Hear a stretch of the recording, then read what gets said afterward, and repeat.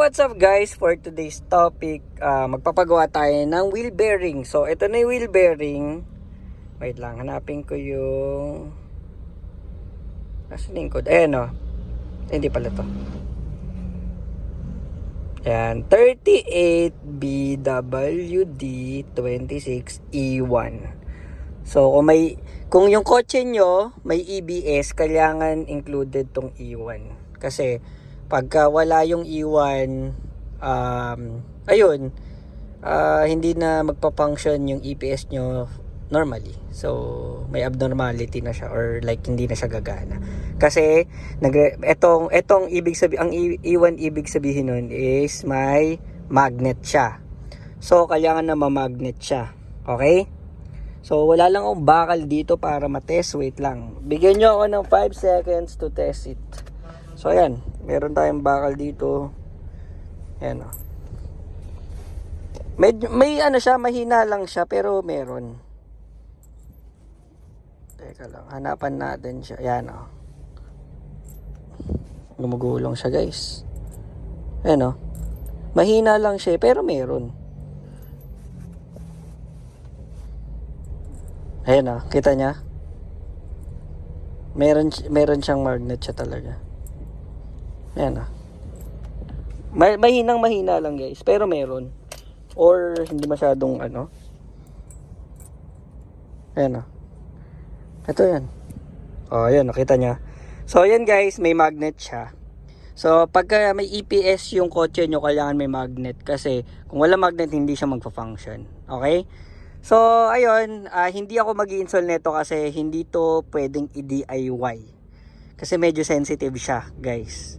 Kaya, ayun, nandito ako ngayon sa pagawaan at bibidyoan ko pa paano gagawin dito. Baka naman kaya nyo i-DIY. Masyado kayo sigurong maraming resources dyan para ma-push to. Kasi kailangan ng pressure para ma-push to. So, bibidyoan ko yung bawat gagawin ng mekaniko dito. And, ayun, sana kahit pa paano may matutunan ako sa'yo. Ang cost pala nito is 1,300 pesos. Hindi ko alam kung nakamura ako o napamahal ako, pero at least sigurado kung original kasi ang hirap nitong palitan, kaya make sure original yung kakabit nyo. And oo nga pala guys, masabi ko lang din na etong model na to, yung eto na Thailand NSK, ito mismo yung original na kakabit sa front wheel bearing ng mga Honda City, Honda Jazz 2003 to 2008. So, ito talaga yung original. So, meaning, pagkabili mo nito sa kasa, netong unit, ito ang nakakabit talaga. So, hindi siya yung parang, hindi siya talaga Honda. Kumbaga, ito yung NSK talaga yung ginagamit ng mga Honda car. No, Honda para sa modelong ito.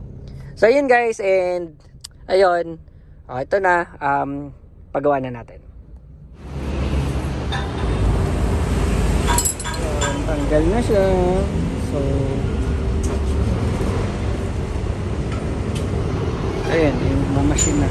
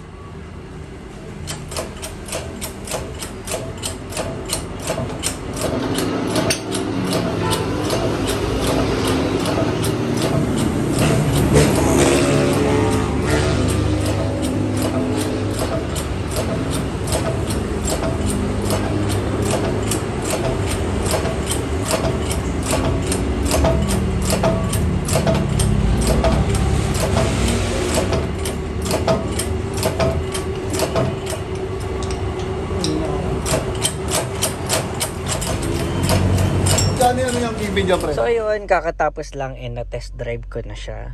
Nawala na yung ugong na wugugugugugug. as ano, parang bumibili siya, mas lumalakas siya. Yung parang pagka nasa 40, wugugugugugug. Pero pagka nag 60, 80 na siya, wugugugug, ganun na siya.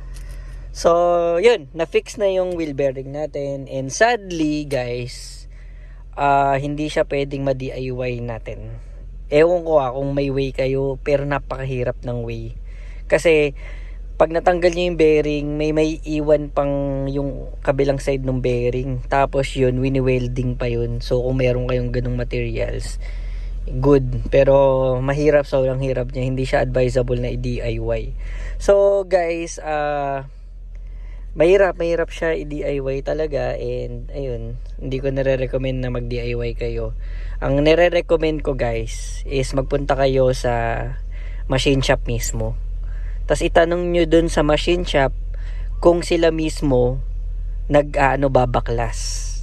After nyo mapabaklas guys, pwede kasing magalaw yung magalaw yung alignment, wheel alignment.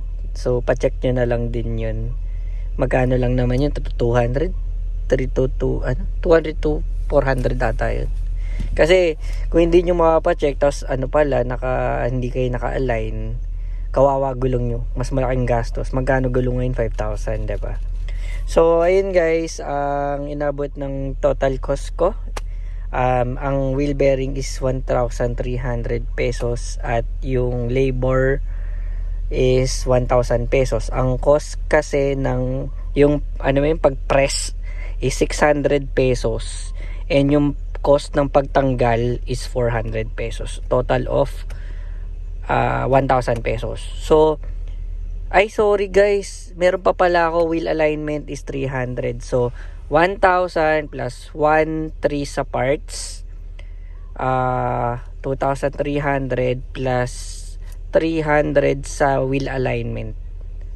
So, 2,600 ang total damage natin. So, ayun, sa mga babalak gustong mag-DIY, not recommended for wheel bearing replacement. So ang pwede nyo lang gawin, siguro tanggalin yung splinter. Alam niyo yun kung saan nakakabit yung wheel bearing, then dalhin nyo mismo sa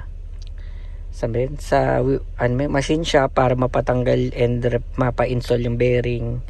Tapos kayo na lang magbalik ng splinter kung saan splinter kasi guys, yung correct me if I'm wrong, splinter kasi yung tawag sa kung saan nakakabit yung wheel bearing natin.